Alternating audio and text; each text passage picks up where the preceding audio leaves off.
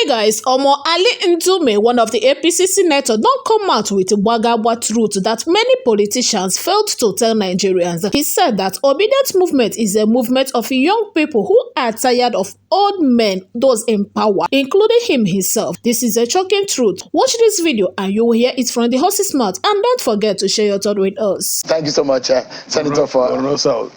Apologies. Thank you so much for coming out, and it's good to see you. I think it's the first time I'm seeing you this year. After the election. After the election. Did we this see year? Before the election? Yeah. We saw it before the election. So. All right. Thank you so much for coming tonight. I mean, you see what is playing out. First, let me start by asking you about the election, because I think we spoke before the election. Is the outcome exactly the way you thought it could be? Yeah. But there were some, actually there were surprises, some places. Which of the results surprised you? Lagos, Southeast, and...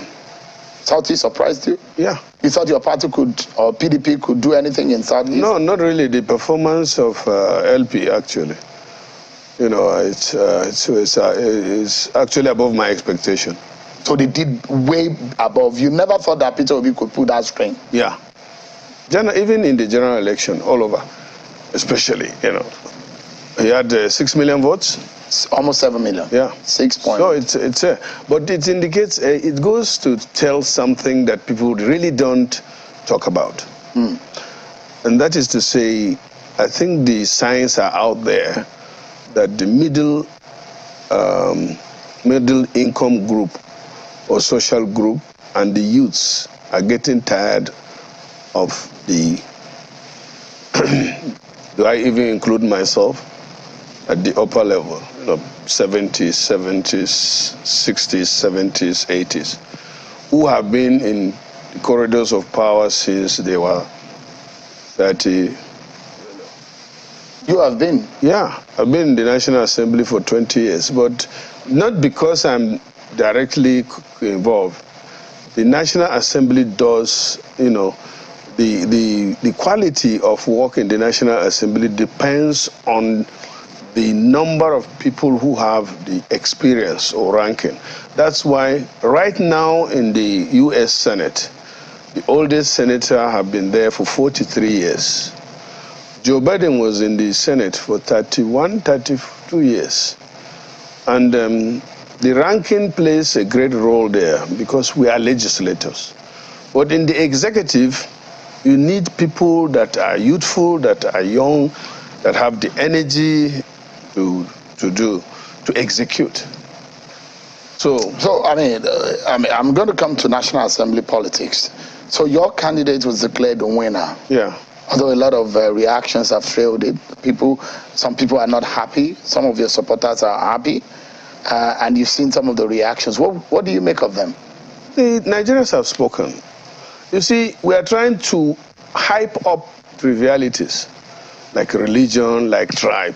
But an ordinary Nigerian don't buy into that. And that election results have shown that too.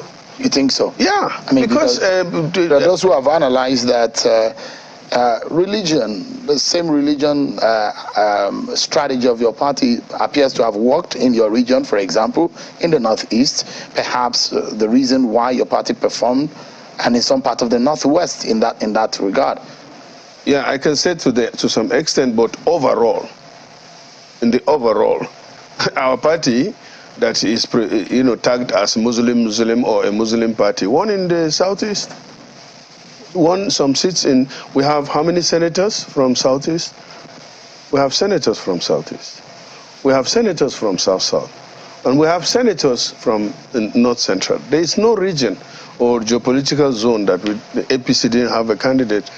Have we learned any lesson, I mean, at all? If there are the cleavages of this country has been widened by some of these very dirty parts of politics, I mean, have we as a people come out to learn any lesson at all? No, we have not. Especially politicians are banking on this to the extent that the democracy, to me now, democracy in Nigeria doesn't exist.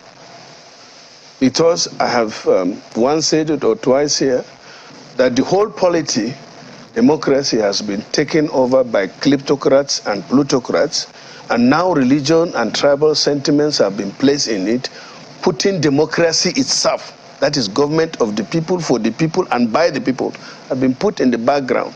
And those kleptocrats and plutocrats, and then the tribal this thing, and the religious, you find people going now, instead of going to the public to campaign, they go to churches, they go to malams to go and campaign. And people can blame you and your friends for that. You are the ones playing the politics. Who are my friends? Well, you are a politician.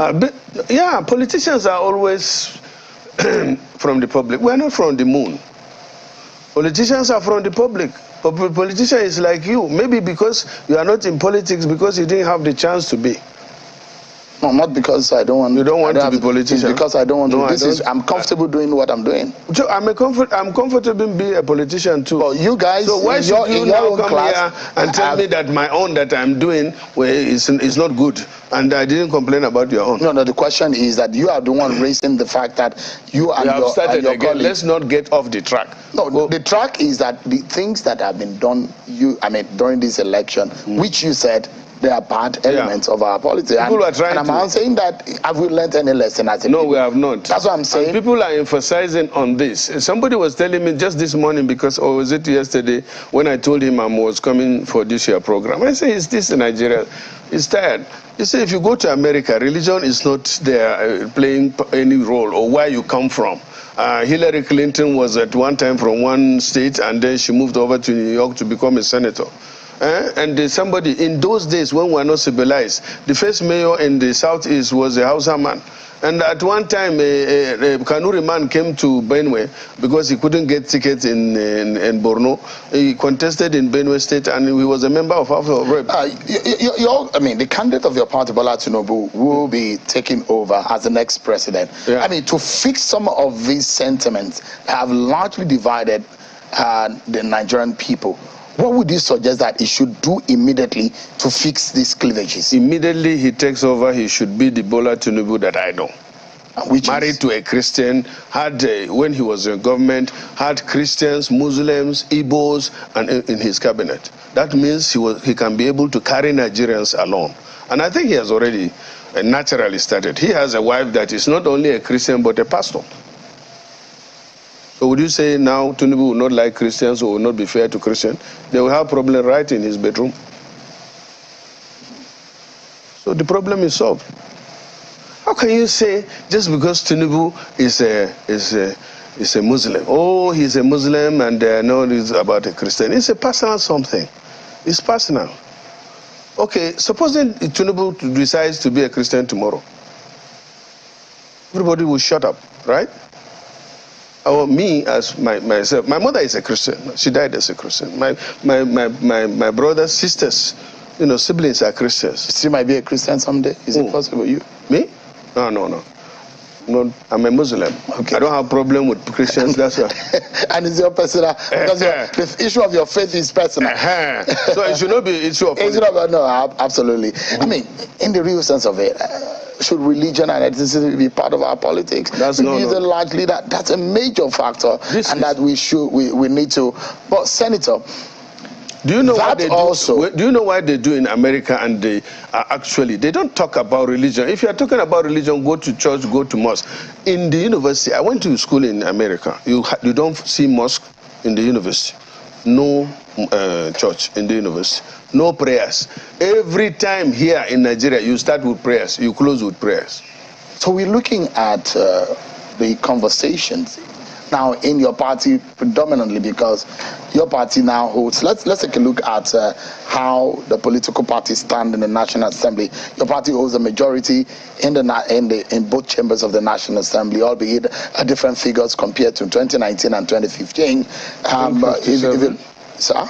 I think 57. Yeah. So in the Senate, for example, out of the 109 seats, this is where we have 102 seats so far declared, pending the completion of the other elections in some other parts of the country.